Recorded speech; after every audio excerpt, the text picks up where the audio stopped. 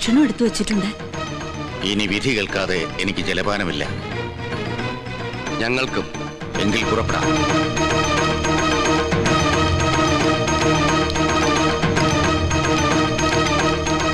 പോന്നേരെ ഓ 23 second താമസിച്ചു, എന്നോട് ക്ഷമിക്കണം. കുഴപ്പായാവോ? പുറകീന്ന് വിളിച്ചു. നിനക്കിപ്പോ എന്താ വേണ്ടേ? പോണ വഴിക്കല്ലേ കോളേജ്, ഞാൻ അവിടെ ഇറങ്ങിക്കോളാം. 23 സെക്കൻഡ് താമസിച്ചതിന് തിരുമനസ് കോപിച്ചിരിക്കുക. അതിന്റെ ഇടയിലാണ് അവളുടെ ഒരു കാറിപ്പോക്ക്. ബസ്സിൽ പോടി. എന്താ? ഏയ് ഒന്നുമില്ല. ഞാൻ കോളേജിലേക്കാ പോണ വഴിക്ക്. കോളേജ് ഒന്നുമില്ല. അവളും കൂടെ പോരണേന് തനിക്കെന്താ കുഴപ്പം? എനിക്കെന്താ കുഴപ്പം? ഇതെന്തിനാ കെട്ടിപ്പിടിച്ചേക്കണേന്ന്? ഇതിനെ നീ കല്യാണം കഴിക്കാൻ പോവാ? എടോ, സംഗീതം പഠിക്കണ കുട്ടിയായുള്ളു, ദേവീ കടാക്ഷം ഉള്ളവൾ, തന്റെ മുജ്ജന്മ സുഖത. കേറിക്കോ കുട്ടിയെ. ഞാൻ അപ്പളെ പറഞ്ഞില്ലേ കേറിക്കോളാം.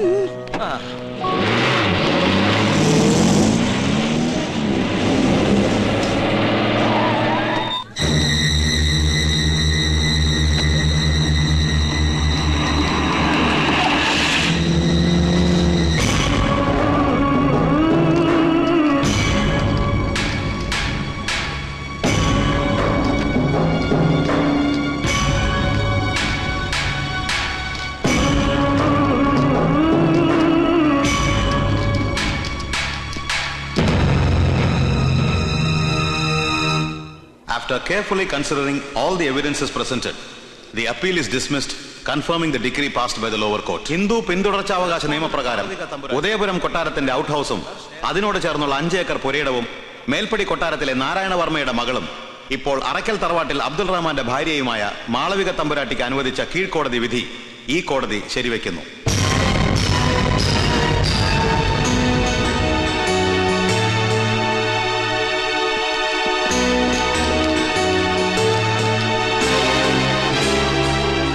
സൂചി കുത്താൻ ഇടം കിട്ടി. ഇനി നമ്മൾ നൊഞ്ഞു കയറി കൊട്ടാരം മൊയ്മം പിടിച്ചടക്കും. ആലംബന. അതെന്താ കൊച്ചാപ്പ? നമ്മൾ അലംബനാണെന്ന് പറഞ്ഞാടാ.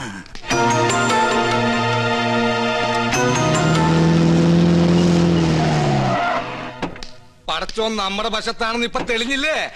തമ്പുരാൻ ഉള്ളു തുറന്ന് വിളിച്ച മൂപ്പലാൻ വിളി കേൾക്കും. ഇനി ആ കൊട്ടാരത്തിലെ കിരീടം ചെങ്കോലും കൂടി കിട്ടിയ നമ്മുടെ പകരം കണ്ട ആരെ? നമ്മുടെ സുലൈമാൻകുട്ടി പഠിക്കുന്ന കോളേജിലെ ക്യാൻറ്റീൻ നടത്തുന്ന ദജ്ജാലിലെ അഗസ്റ്റിൻ നമ്മൾ കണ്ടില്ല. ഓൻ കിരീടം ചെങ്കോലും പൊക്കിത്തരാന്ന് പറഞ്ഞ് 19,000 രൂപ അടിച്ചിട്ട് മാസം 5 ഓന് കൊട്ടാരത്തിലെ പൂശാരിയെ പരിചയമുണ്ടെന്ന്. അത് കിട്ടിയിട്ട് എന്തിനാ? തലയിൽ വെച്ച് നടക്കാനോ? ഗൾഫിലെ സുബൈറിന് വിറ്റ ലക്ഷങ്ങൾ ഉണ്ടാക്കാം. ഇതൊരു ബിസിനസ്സാ.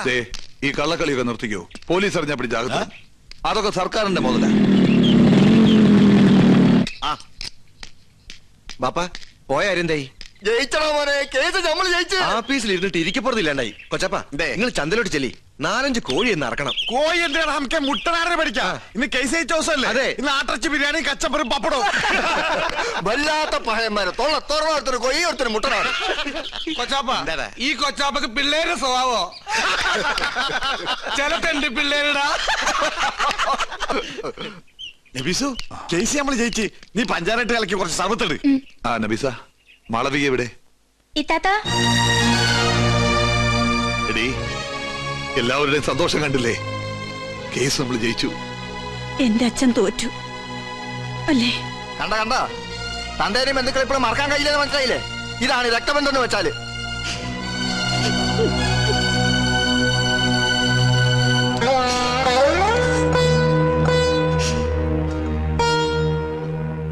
ഇത്രയും കാലം നിന്റെ മനസ്സിൽ ഞാൻ തോക്കണമെന്നായിരുന്നു പ്രാർത്ഥന. ഞാൻ കൊട്ടാരത്തിൽ നിന്ന് ഇറങ്ങി പോന്ന ശേഷം അവിടെ പരാജയം മാത്രമേ ഉണ്ടായിട്ടുള്ളൂ. ഇതെല്ലാം മനസ്സിലുണ്ടായിരുന്നെങ്കിൽ പിന്നെ എന്തിനാ വക്കാലത്ത് ഒപ്പിട്ട് തന്നതും കേസ് നടത്താൻ സമ്മതിച്ചതും? അത് ഇവിടുത്തെ ഒരു തീരുമാനത്തിനും എതിര് നിന്ന് ശീലമില്ലാത്തത് കൊണ്ട്. ഇപ്പൊ തന്നെ 7 തലമുറയ്ക്ക് ജീവിക്കാനുള്ള സ്വത്തുണ്ടല്ലോ, പിന്നെന്തിനാ കൊട്ടാരത്തിൽ നിന്നും പിടിച്ചു വാങ്ങുന്നത്? നമുക്ക് ഒരൊറ്റ മോനല്ലേ ഉള്ളൂ. എടീ, എന്റെ ഈ കാലിന് വില പറയുകയാണ് ഞാൻ. നിന്നെ സ്നേഹിച്ച കുറ്റത്തിന് എന്റെ ഈ കാല് തല്ലി ഒടിക്കുമ്പോ അരുതേ എന്ന് ഞാൻ കേണപേക്ഷിച്ചു.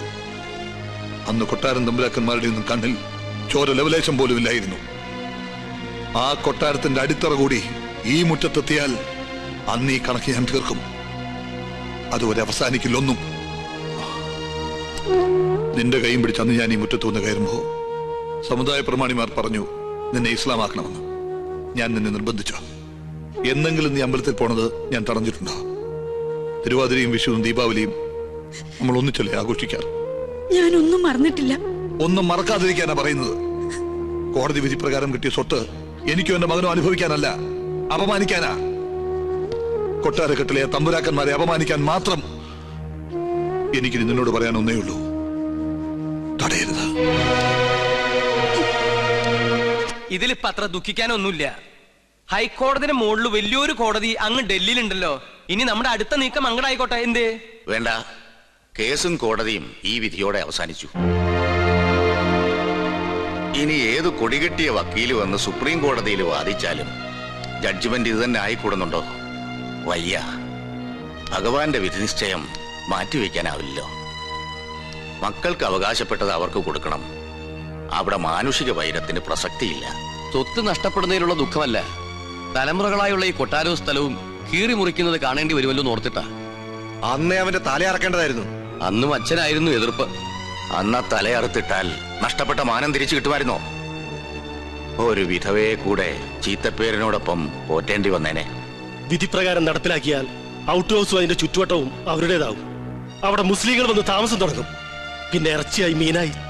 ഇപ്പൊ തീ തിന്നുന്നത് ഞാനാ, എന്റെ മോളെ കുറിച്ച് ഓർത്തിട്ട്. ഞങ്ങൾക്കാർക്കും ഗോപികമ്മയുടെ കാര്യം ഓർത്തിട്ട് വിഷമമില്ലെന്നാണോ? എത്ര ആലോചനകൾ മുടങ്ങി. ഇനി ഈ പൂമുഖത്തേക്ക് കൊള്ളാവുന്ന ഒരു രാജകുടുംബത്തിൽ നിന്നും ആലോചനകൾ വരില്ല എന്ന് ഉറപ്പുമായി. ഓ, എല്ലാം അറിഞ്ഞിട്ട് തന്നെയല്ലേ വലിയ കോയിക്കിൽ നിന്നും ആലോചന വന്നത്. അത് കോടതി വിധിക്ക് മുമ്പ്. കോടതി വിധി മുൻകൂട്ടി കണ്ട് കല്യാണം മുടങ്ങാതിരിക്കാൻ ഞാനൊരു അതിബുദ്ധി കാണിച്ചിട്ടുണ്ട്. കാര്യങ്ങൾ പറഞ്ഞ് മനസ്സിലാക്കി അവരെ ഇങ്ങോട്ട് കൂട്ടിക്കൊണ്ടുവരാൻ ഞാൻ നമ്മുടെ പരശുമൂരി അങ്ങോട്ട് അയച്ചിട്ടുണ്ട്. നന്നായി. ഇതെങ്കിലും മുടങ്ങാതിരുന്നാ മതിയായിരുന്നു. വിഘ്നേശ്വര, വിഘ്നേശ്വര, തടസ്സങ്ങളൊക്കെ നീക്കി തരണേ. തമ്പുരാട്ടി കുഞ്ഞിന്റെ കല്യാണാലോചന എത്തവണയും മുടക്കി. മഹാപാപം. ആ ചെയ്ത പാപത്തിന് പരിഹാരമായി കൊട്ടാരൻ ദേവിക്ക് 5 വെടിവഴിപാടും കഴിച്ചിട്ട് നോ വന്നിരിക്കണത്. എന്നാലും നിങ്ങൾ എന്തിനാ കല്യാണം മുടക്കിയത്? കൊട്ടാരം വക ക്ഷേത്രത്തിൽ പൂജാരി എന്ന പോസ്റ്റുമായി ദേവി പൂജ ചെയ്യാൻ തുടങ്ങിയിട്ട് വർഷം 16 കഴിഞ്ഞിരിക്കണു. ഒരു തികഞ്ഞ ദരിദ്രവാസിയായ നമ്മെ ഇപ്പൊ ദേവി ഒന്ന് കടാക്ഷിച്ചു. അതും നല്ല ബുദ്ധി തന്ന.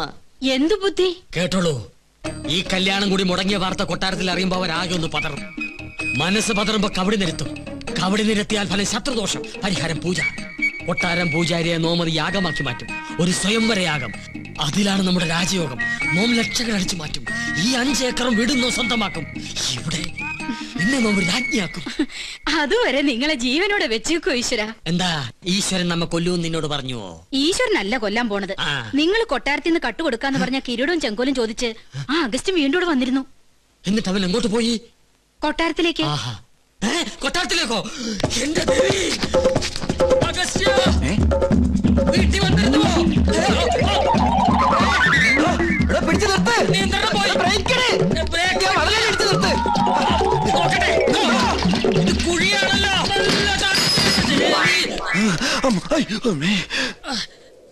ചത്തിട്ടില്ലല്ലേ? ഇല്ല. ഇപ്പൊ ചത്തുപോയിരുന്നെങ്കിൽ ഞാൻ പറയുന്ന വിവരം കേട്ട് കൊട്ടാരത്തിലുള്ളവർക്ക് തന്നെ കൊല്ലാൻ പറ്റില്ലായിരുന്നു.